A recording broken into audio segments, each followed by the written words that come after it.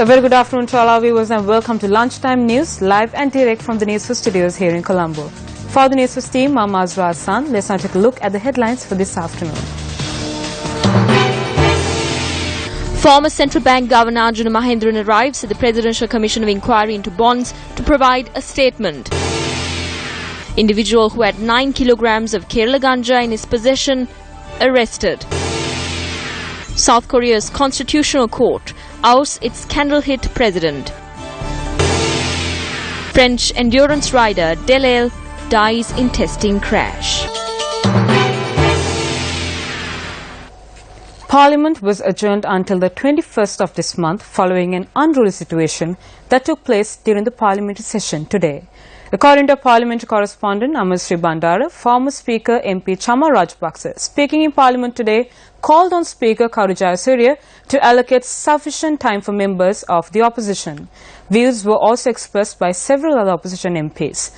According to our reporter, a tense situation erupted while MP Keheliya Nabokwala was making his statement. Our reporter added that the government MPs decided to walk out of the chambers during this tense situation. During the commotion, Leader of the House, Lakshman Kiriyala, called on the Speaker to adjourn Parliament. Thereby, Speaker Karu Jayasuriya took steps to adjourn Parliament till the 21st of March.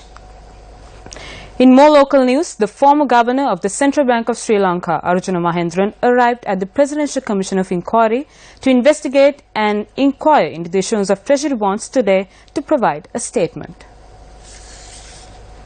The statement of the former governor was recorded by the officers of the Criminal Investigations Department who are investigating into the issuances of bonds. Former governor of the Central Bank, Arjuna Mahendran, visited the premises of the Presidential Commission of Inquiry to investigate and inquire into the issuance of treasury bonds at around 9:20 this morning. He walked in with two of his attorneys and currently he is inside one of the buildings where a statement is being recorded from him, from members of the commission, including the detectives who are assisting the investigations of the commission. I managed to speak to the secretary of the Presidential Commission a short while ago, and he confirmed to Newsfirst that Mr. Mahendran is in fact providing a statement to the detectives of the Presidential Commission. Zulfikar from the Presidential Commission of Inquiry, Colombo. Thank you, Zulfik, for that comprehensive update. The United States Ambassador to Sri Lanka, Atul Keshav, engaged in an inspection tour of the Galle town yesterday. Ambassador Atul Keshav first visited the All Saints Cemetery in Galle, where he paid tribute to the tomb of the first American commercial agent and consul to Ceylon, John Black, and his wife Isabel Black. John Black commenced duties in the island in 1850 and died in Galle in February 1869. We have American sailors working with Sri Lankan sailors to provide medical assistance to communities all along the southern coastline, including in Hambantota. And this is a symbol of the attachment that we have not only for the work that John Black did here in Galle, but for all of the partnership that we have with all of the people of Sri Lanka from all ethnicities and all walks of life and all races and religions.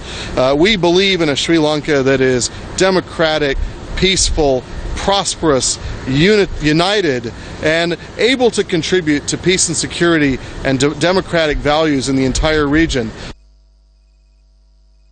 The American ambassador then visited the All Saints Church in Galle Fort, where he inspected the marriage documents of John Black.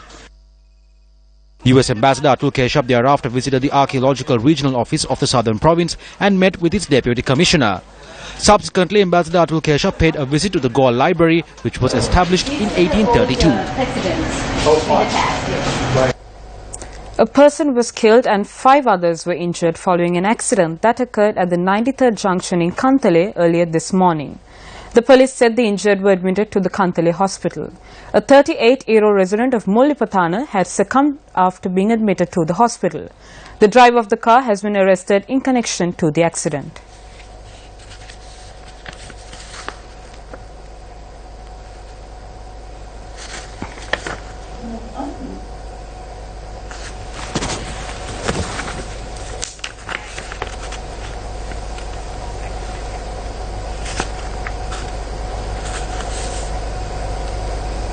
Meanwhile, an individual was seriously injured after a truck skidded off the road in the Norwood area in Hatton.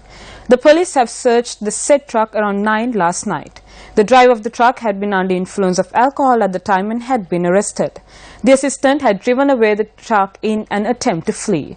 According to our correspondent, the assistant, who sustained severe injuries, has been admitted to the Dikkoe Base Hospital.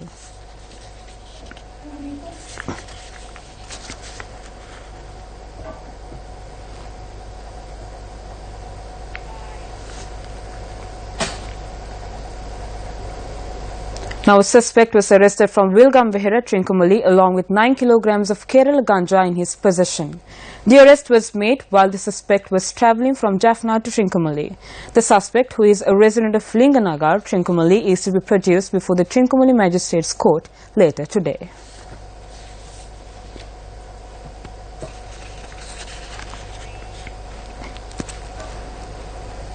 The Kachativu feast is scheduled to be held tomorrow and on the 12th of this month. We are now joined by Newsfirst Krishan Devasagayam for more details. I'm currently at the most western point of Sri Lanka, and this is the western coast of the island of Kachativu. And behind me, just beyond the horizon, I can see the shorelines of India and the mosque and Kovil of Rameshwara. Now, the reason why we are here is because the annual feast of St. Anthony Shrine, situated here in Kachativu, will be celebrated over the course of tomorrow and the day after. And Newsfirst is ready to bring you the latest coverage of the feast as and when it happens here from Kachativu. Now, speaking to us earlier, the commander of the Northern Naval Area, Rear Admiral Hial De Silva, said that they are expecting over 10,000 pilgrims, both from Sri Lanka and India, to be present at the feast that will take place over the next 2 days, and that the Navy is fully ready and tasked with the preparations as well as the security of the over 10,000 pilgrims that will make its way here.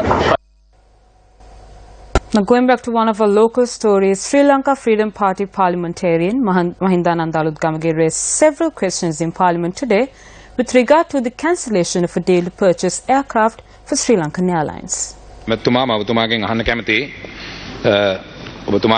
Honourable Minister, you said there was no loss. You made a statement to Cabinet recently and you were subsequently summoned to Temple Trees and you were scolded by the Prime Minister. On the 15th of January 2015, after the new government came into power, a Cabinet decision was taken to cancel the order for the 3 aircraft. Cabinet made this decision and then informed your ministry to negotiate with this company. When the deal was made, the subject minister was unaware. The secretary to the ministry was not aware. The letters by the secretary were disregarded. The Attorney General's advice was not sought. You are the General Secretary of the UNP, but they disregarded you when this deal was being formulated. Sri Lankan Airlines comes under your purview. Yet, without anyone being aware and without anyone providing approval, Sri Lankan Airlines signed a deal with AirCab and paid 2 installments. It was then that you were informed. Do you accept this? ඇමතිවරයා දැනුවත් කරලා නැහැ, ලේකම් දැනුවත් කරලා නැහැ, ලිඛිත ලියුම් 3ක් ගණන් අරගෙන නැහැ. මේ කිසිම කටයුත්තක් කරන්නේ නැතුව ශ්‍රී ලංකන් ගුවන් සමාගම එයාකැප් සමාගමත් එක්ක ගිවිසුම අත්සන් කරලා වාරික දෙක්කුත් ගෙව්වට පස්සේ තමයි තමුන්නාන්සේට මේක දැනුවත් කරේ. තමුන්නාන්සේක පිළිගන්නවා. එකක් තමයි ආර්ලියගහ මන්දිරයට ගෙනල්ලා බැන්න කියපු කතාව. Regarding the statement that was made saying that I was brought to Temple Trees and scolded, I compare that with the previous regime. During the time of the former president, they bring people to Temple Trees and beat them up. You would all go there shivering. We don't have any such fear. We can go with our Prime Minister and discuss anything. There was no influence made to me. He didn't act with any influence. Second, there was no alternative than to make this cancellation. The trend of not respecting subject ministers started during Mahinda Rajapaksa's time because he took aircraft without cabinet approval and without knowledge of the minister or deputy minister. 2 wrongs do not make a right. As a subject minister, I was not sufficiently informed of this. ඒක විශේෂබාර ඇමතිවරයා හැටියට මට ප්‍රමාණවත්ව දැනුවත් කරලා තිබුණේ නැහැ. ඒකේ ක්‍රමවේදය. The 138th Battle of the Blues is currently underway at the SSA grounds in Colombo. On day 1, Royal College Colombo scored 255 runs for their first innings in 7.2 overs. St. Thomas's College received their first innings on an overnight score of 33 for no loss. A short while ago, St. Thomas's were 127 runs for the loss of 1 wicket in 39 overs.